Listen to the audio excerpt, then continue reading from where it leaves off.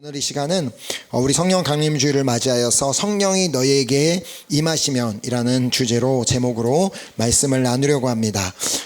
제가 다시 한번 더 오늘 본문 말씀 읽도록 하겠습니다. 오직 성령이 너희에게 임하시면 너희가 권능을 받고 예루살렘과 온 유다와 사마리아와 땅끝까지 이르러 내 증인이 되리라 하시니라. 아멘.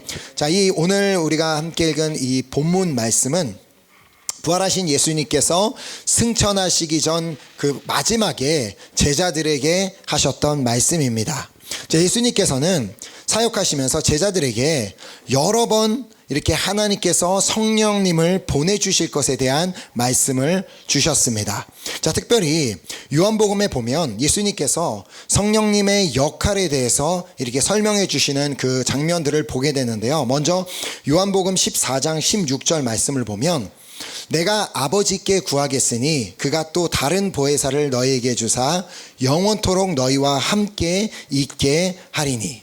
자, 여기서 보면은 여기서는 지금 성령이라는 단어 대신 보혜사라는 단어가 사용된 것을 볼 수 있습니다. 자, 이 보혜사라는 단어는 오직 4복음서 중에 유일하게 요한복음에서만 사용이 되었는데 그만큼 이 요한 사도가 이 성령님의 역할에 대해서 강조하고자 하였음을 깨닫게 되는 부분입니다. 자, 이 보혜사라는 단어는 헬라어로 파라클레토스라는 단어로서 다른 사람에게 도움을 베풀도록 곁에 부름을 받은 자의 의미를 가지고 있습니다. 그러니까 파라클레토스라는 말은 우리를 도우시는 분이라는 의미인데, 자, 그래서 불어에서는 이 단어를 여기도 이제 불어에서 보면은 꽁솔라떼어라고 되어 있는데 꽁솔라떼어라고 이렇게 번역을 하면서 그 성령님은 우리의 곁에 계시며 우리 안에서 우리를 위로하시는 분이라는 부분을 강조하고자 하였음을 보게 됩니다. 자, 그리고 이 한국어로 보혜사라고 할 때 이 사용된 한자를 보게 되면 보는 지킬 보, 그러므로 지키다, 보호하다, 보증하다, 책임지다라는 의미를 가진 이 단어가 사용이 되었고, 해의 경우는 은혜, 해로서 은혜, 사랑, 그리고 자애를 의미하는 그런 단어가 사용이 되었습니다. 그리고 사자는 스승사자를 사용하였습니다.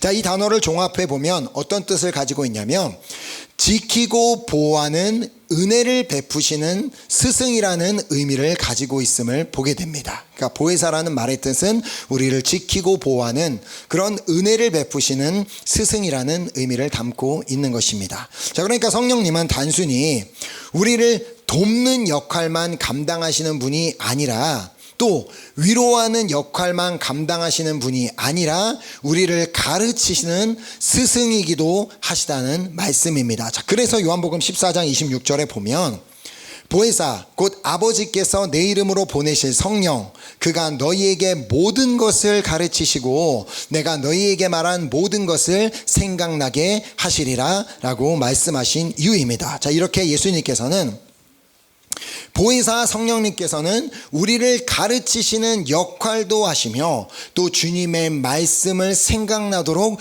돕는 분이시다라고 말씀해 주셨습니다. 그러니까 우리가 여러 가지 상황들을 만나게 될 때 그때 우리에게 필요한 말씀을 생각나게 하시는 분이 바로 성령님이라는 것입니다. 자, 또한 요한복음 15장 26절 말씀을 보면 예수님께서 성령님의 또 다른 역할에 대해서 말씀하시는 장면을 보게 됩니다. 요한복음 15장 26절에 내가 아버지께로부터 너희에게 보낼 보혜사 곧 아버지께로부터 나오시는 진리의 성령이 오실 때에 그가 나를 증언하실 것이요. 즉 성령님은 예수님에 대해서 증언하는 역할도 하신다라고 말씀하셨습니다.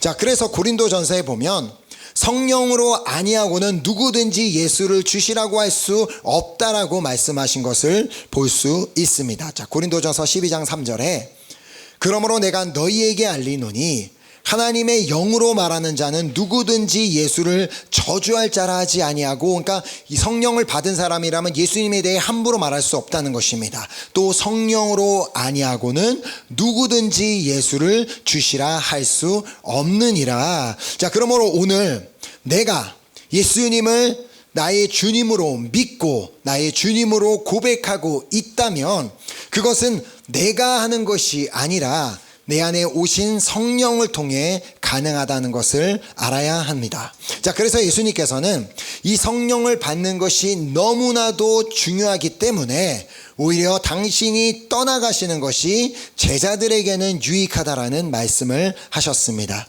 요한복음 16장 7절에 보면 그러나 내가 너희에게 실상을 말하노니 내가 떠나가는 것이 너희에게 유익이라.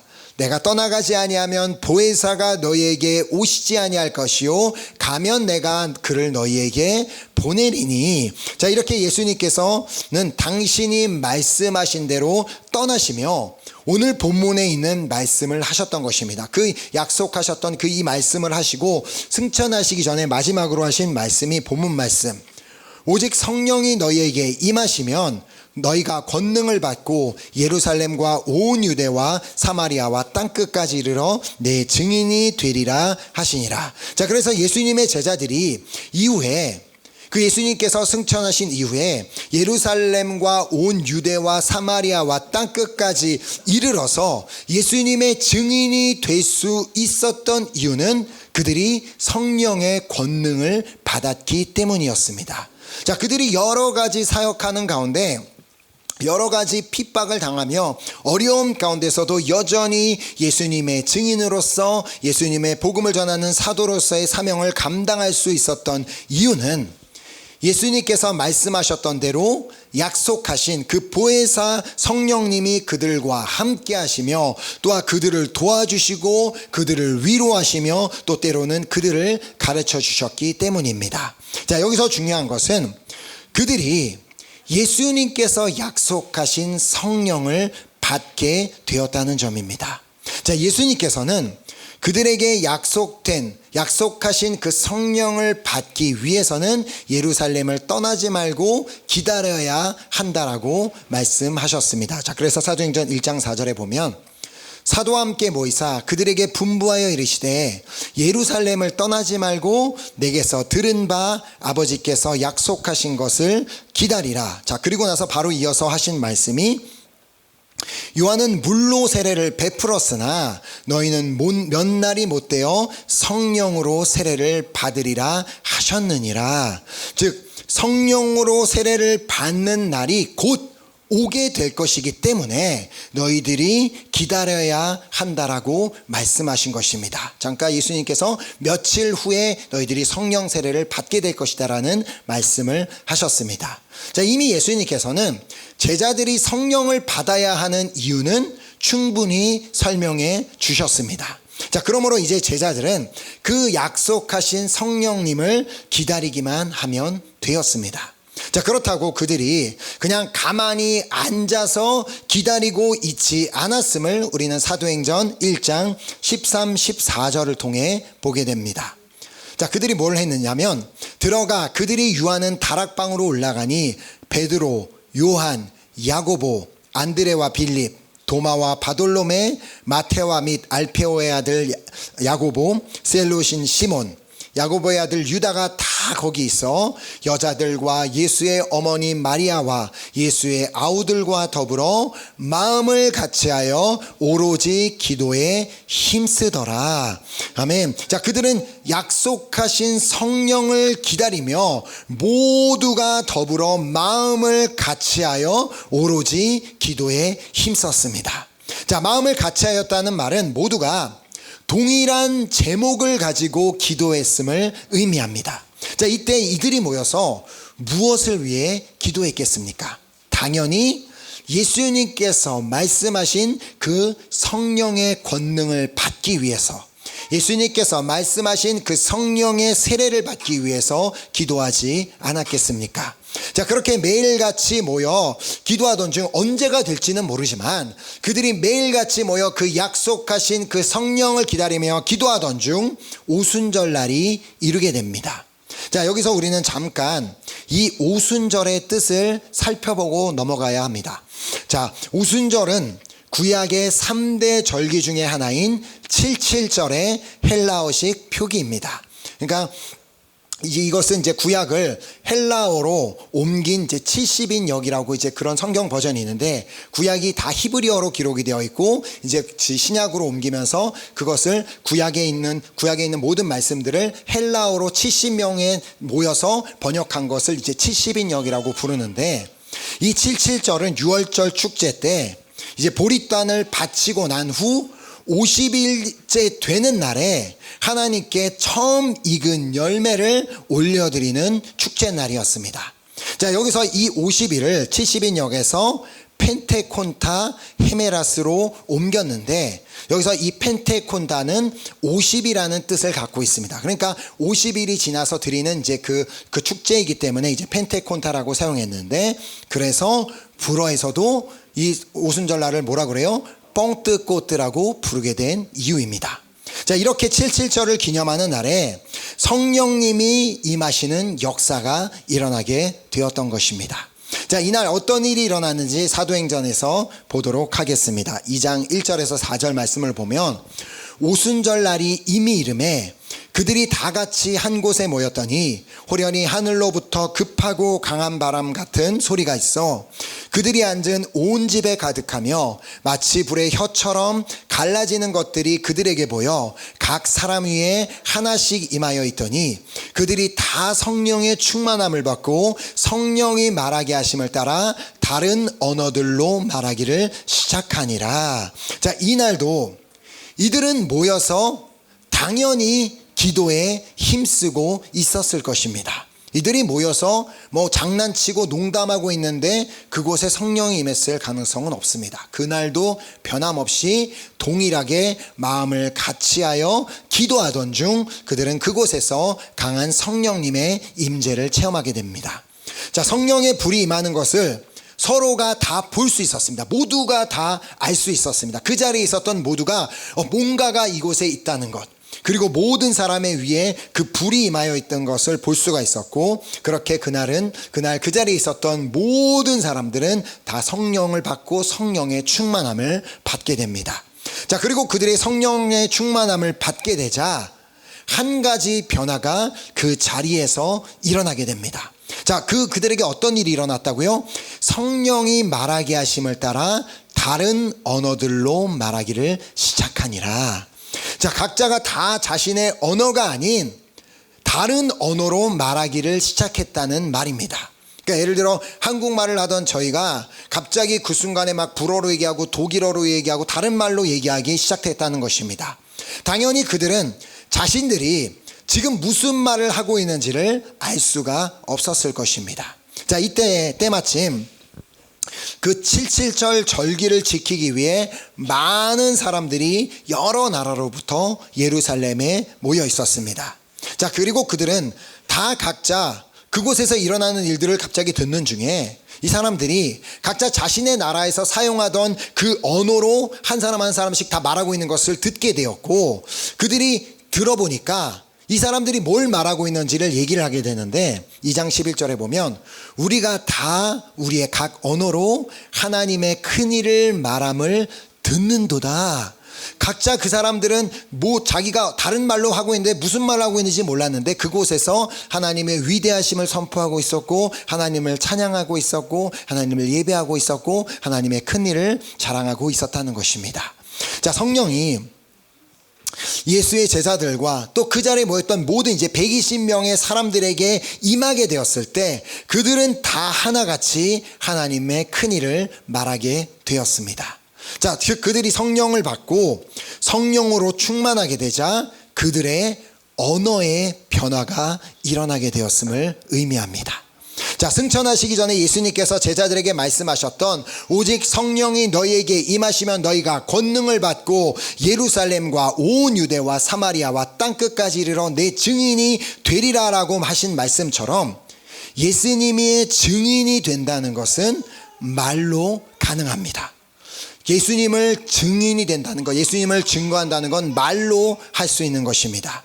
과연 입만 열면 그렇게 누구를 흉보고 누구를 비난하고 뭐 입만 열면 자기 자랑하고 내가 뭘 했느니 내가 뭘 갖고 있느니 자랑하고 입만 열면 그냥 뭐 불평 불만 하나도 좋은 게 없고 이것도 불만 저것도 불만이라고 얘기하는 사람이 과연 예루살렘과 온 유대와 사마리아와 땅끝까지 이르러 예수님의 증인이 될 수 있을까요?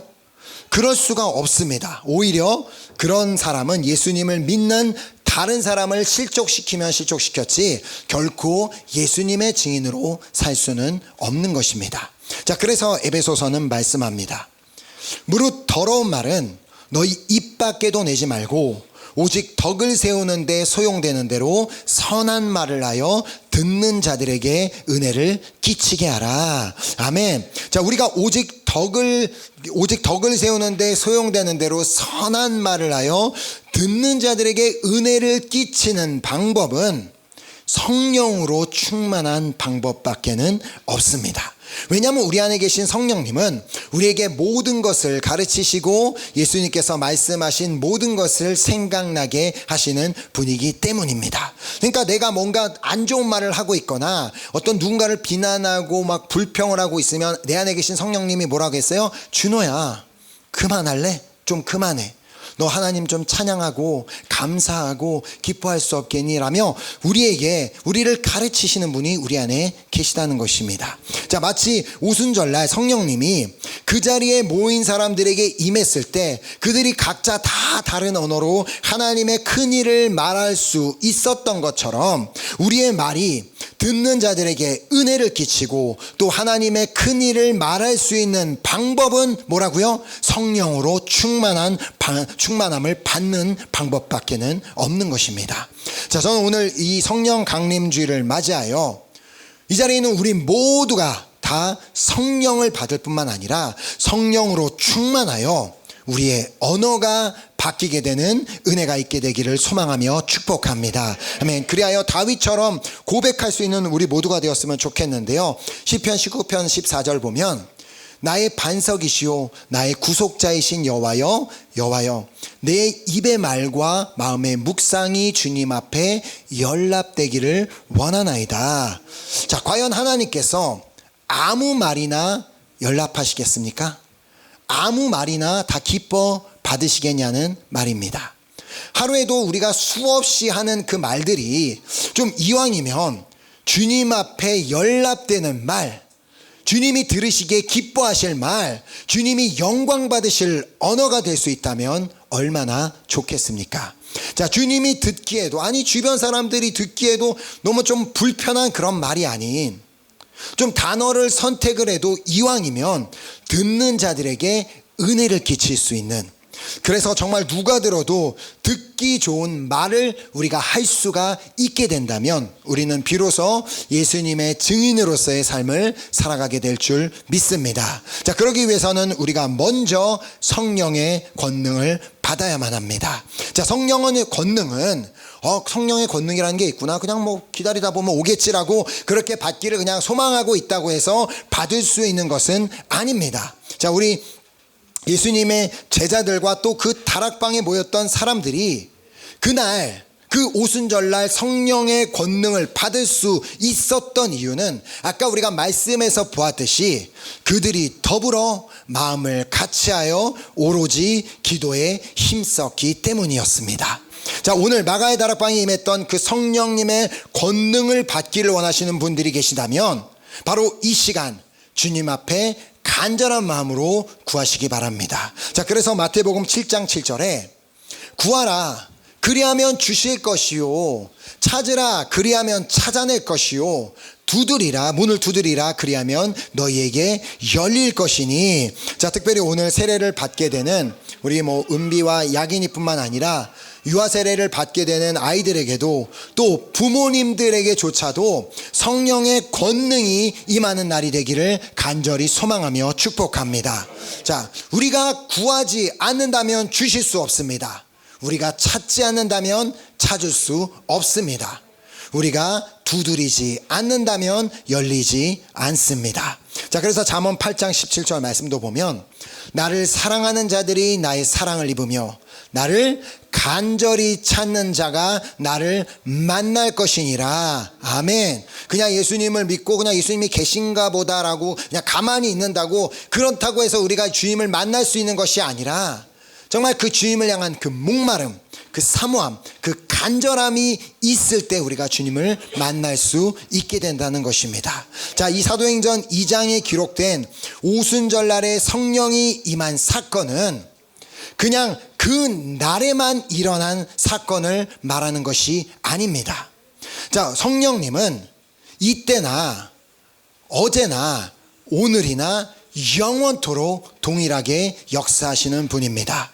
자, 그러므로 그들이, 그 제자들과 그 또 다른 사람들, 그 120명의 사람들이 더불어 마음을 같이하여 오로지 기도에 힘썼을 때 그들에게 성령이 임하고 성령의 충만함을 받는 역사가 일어났던 것처럼, 오늘 이 시간 우리도 마음을 더불어 같이하여 오로지 기도에 힘쓸 때 우리 모두도 성령의 불을 받고 성령의 세례를 받고 성령의 권능을 받고 성령의 충만함을 받아, 그렇게 성령님의 도우심을 받아 우리의 언어가 달라지고 주님의 증인으로서의 삶을 살아가게 될 줄 믿습니다. 아멘. 오늘 정말 그 역사가 일어나기를 간절히 소망하는 마음으로 우리 함께 찬양팀 나오셔서 우리 찬양하고 우리 함께 우리 결단하는 기도하는 시간 갖도록 하겠습니다.